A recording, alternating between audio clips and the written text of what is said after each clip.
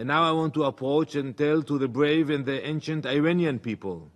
I say to you directly, to the people of Iran, do not miss this rare historic opportunity. Take action now. The people of Israel stand by your side. And I will approach you in your language.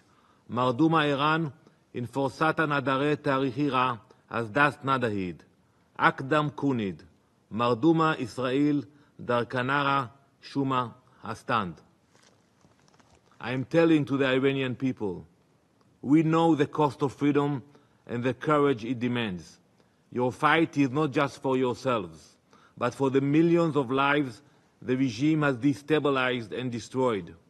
In your hands lies the power to restore the beautiful Iranian nation, to rebuild a land rich in history, culture, and resilience.